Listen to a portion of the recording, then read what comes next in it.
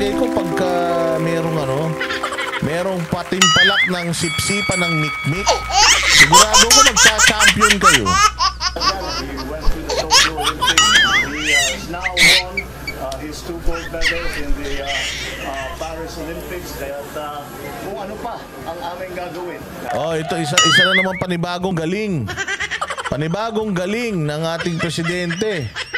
Oo, itatanong daw niya kay Kaloy Yulo ano pa ang pwedeng gawin ng pamahalaan para dumami ang ating medalist sa Olympics. Putang ina yan. Hindi mo alam.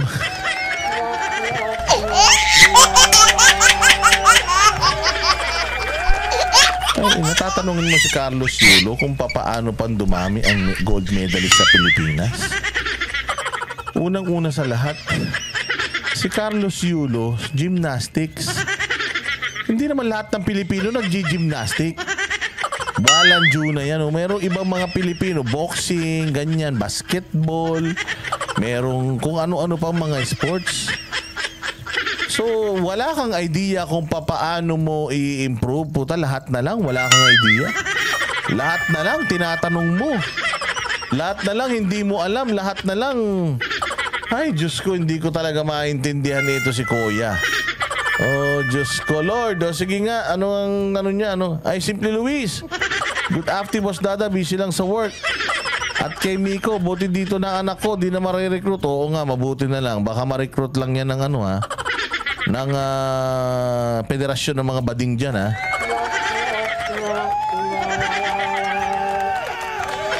Diba si Bongbong, eh? Lahat na lang, hindi alam, eh. Lahat na lang, Diyos ko po, pati itong sa sports, wala kang alam dito. Hindi mo alam kung paano sila mananalo ng maraming mga gold medal. Busugin nyo sila sa training, busugin nyo sa nutrition, busugin nyo sa suporta. Bigyan nyo ng mga facilities na pagpapapraktisan nila. Bigyan nyo sila ng mga international training na para maging competitive sila at maging malakas sila. Walang hiya na yan. Meron na. Simply Luis, November 10, nandiyan na ako sa Sanfo. Oo, Diyos ko po. Oo, nakapag-book na ako, bayad na lang, wala pa. Doon ako sa buntot, uupo para mura. O, pakinggan ninyo itong si Bongbong Marcos. Actually, dahil may monetary reward na siya kung saan nanggagaling, ang talagang pagka nagkita kami, itatanong ko sa kanya, ano pa maitutulong ng pamahalaan? Ako, kukunin mo yung pera niya, eh. Pag nagkita kami, ano pa ang kukunin ko yung pera niya, masyado na marami.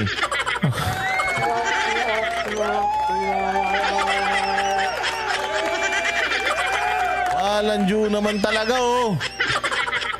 Para mas dumami ang ating mga medalists sa Olympics at nadaanan niya lahat. Alam nyo, para dumami yung mga medalist sa Olympics, wag mag-drugs.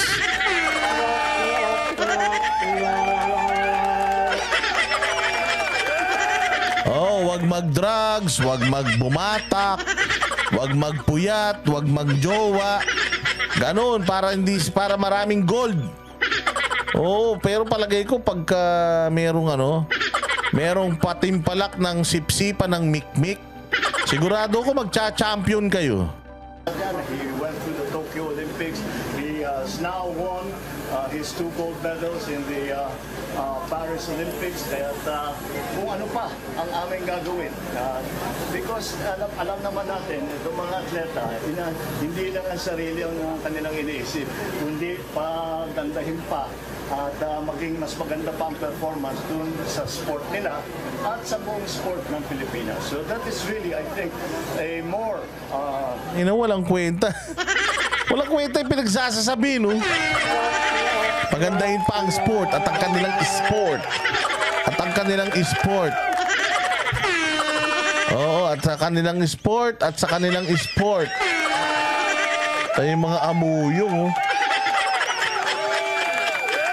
Dali-dali lang naman kasi. Carlos Yulo, congratulations sa iyong sa iyong pagkapanalo. Nako, yung nakakuha na napakagandang karangalan para sa Pilipinas. It just mean na during my term, di ba ganon? During my term, nakakuha tayo ng 2 ginto. So, congratulations sa atin. It means na yung ating sports program sa Pilipinas ay gumagana ng matino. Ganon!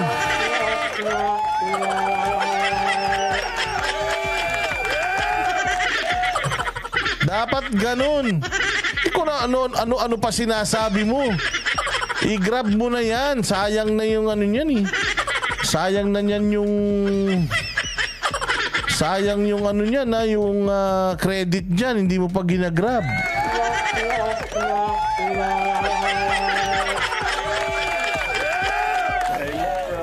Significant effort, and that's why I will ask Kaloy Yulo, ano ba talaga sa palagay niya? Ano pang pwedeng gawin ng pamahalaan para dumami ang ating Para dumami medal natin, yung ginto nyo tunawin, ipamigay sa tao.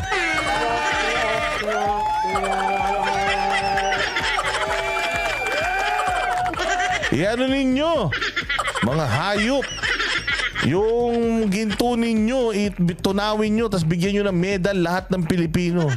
Tangin na yan, tingnan ko kung hindi matuwa yung mga yan.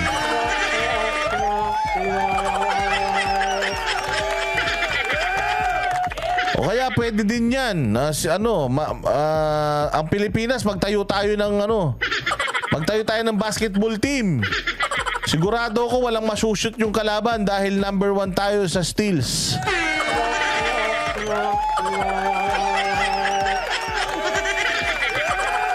Taragis siya, pati yung pitaka nung kalaban mawawala pag kayo kalaban.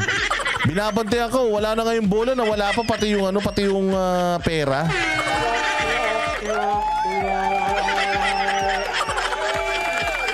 Mag-isip ka ng kung ano ang magandang gawin to support them. Baka mamaya kunin nyo pa yung pera ni Yulo ha. Ganyan din kayo nun, nakikipagkaibigan kayo nun. Tinanong-tanong nyo dati si Pastor Kibuloy. Sabi nyo, Pastor Kibuloy, ba't ang ganda dito? Ano bang ginawa mo? Ang ganun ang ginawa nyo nun eh. Tapos ngayon kinukuha na yung mga kaari-arian ni Kibuloy. Baka may yan, si Yulo, kausapin nyo, ano bang ginawa mo? Para ano bang dapat natin gawin para magkaroon pa ng maraming gold? Tapos baka mamaya yan, nasa meron ng kaso si Kaloy, tapos kinuha, finrisk nyo na din yung asset niya. Oy, Simple Luis. Sige, mamaya.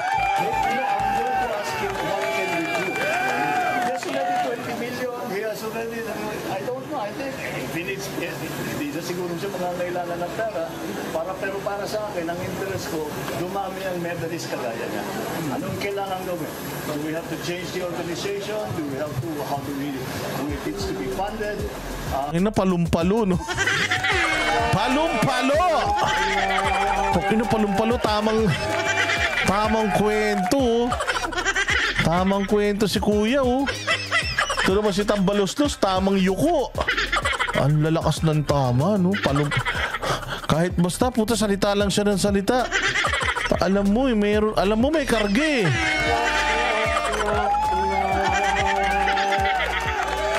Ganito, kailangan malaman natin kung ano yung mga nila, kung ano yung mga magagawa niya, kung kailangan palitan yung ganito, palitan yung ganyan, yung fluorescent, yung bombilya. Lahat gagawin natin para makakuha pa tayo ng maraming ginto. Itatanong natin sa putang ina, tamang kwento Ang ganda ng item. Ang ganda ng bigayan Saan galing yan? Tayo na, lagkitan ba yan?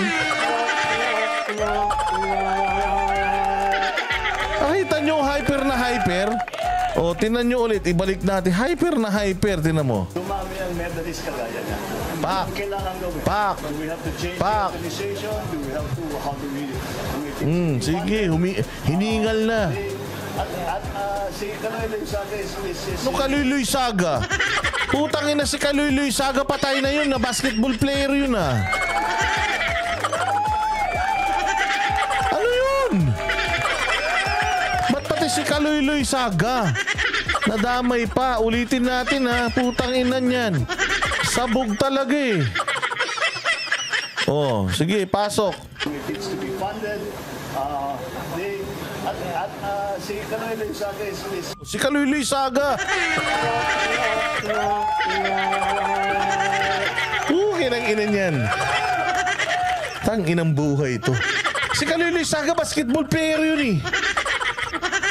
Basketball yun. Si Kaluloy Saga. Tatay yun ni Joey Loizaga. Tsaka ni sino pa yung isa? Joey Loizaga. Tsaka yung dating tatay yun nung nung asawa ni ni Cesar Montano.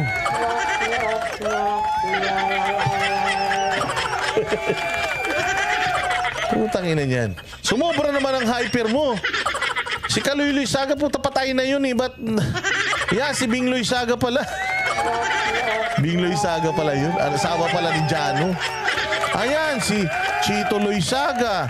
Teresa Loizaga. Tangina yun ang mga Loizaga. Anong ginawa ni...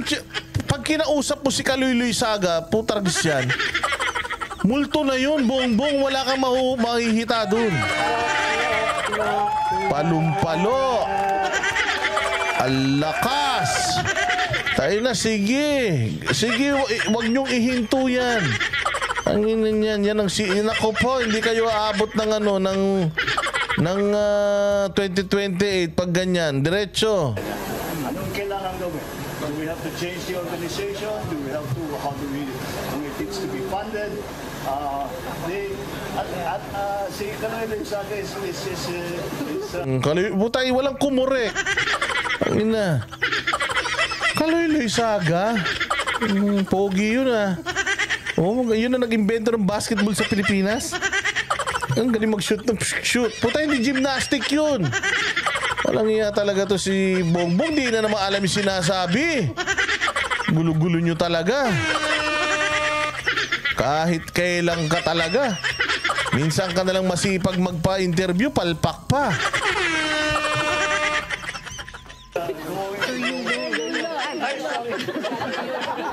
Yulo, puta kasi naman eh. Yulo, sir, Yulo. O Kaluloy Saga. Yulo, sir, Yulo. Oh. Ang ganda ng item eh. pinakakailangan ng Kanoy. I think he will continue to greater heights in sport. Dahil Puta, hindi natawa si Hindi natawa si Romualdez ah. Mukhang talo yung talo yung item ni Romualdez. Good item, no? Putragis, no? Good item. Si Tamba, medyo tamang lang siya. Tama yuko. Tangina, wala naman siyang ginagawa. Nakayuko lang siya. Iba-iba rin talaga trip, no? Iba-iba rin. No? Gene Corpus, alam mo yan eh. Ito si Gene Corpus, pag walang magawa sa buhay to, yung mga gamot ng pasyente niya, iniinom niya eh. Oo, ganyan yan eh. tagal na siyang world champion eh. Dapat yung Tokyo, dapat nanalo na siya, natagalan eh. Pero ngayon, nakita natin ang tunay ng kakayahan. And again, I think he will be the best person to ask what else it is that we can do. Ganda. Panalo bigayan ha. Panalo, ang galing-galing naman ng presidente namin.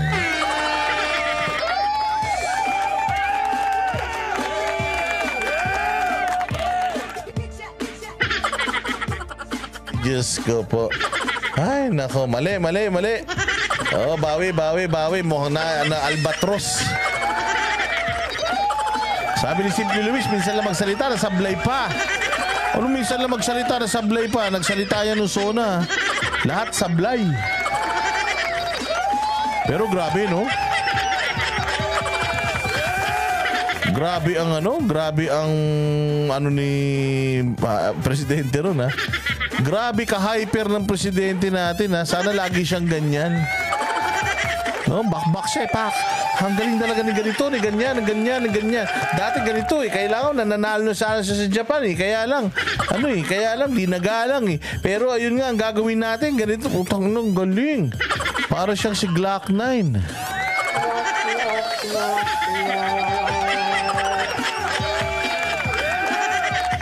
Oh, ibang klase talaga naman. Ay, nako po. Ay, ayan na. Anong oras na? Alas 4 na. Ay, magpahinga na tayo. Maraming salamat. Sana napasaya ko kayo.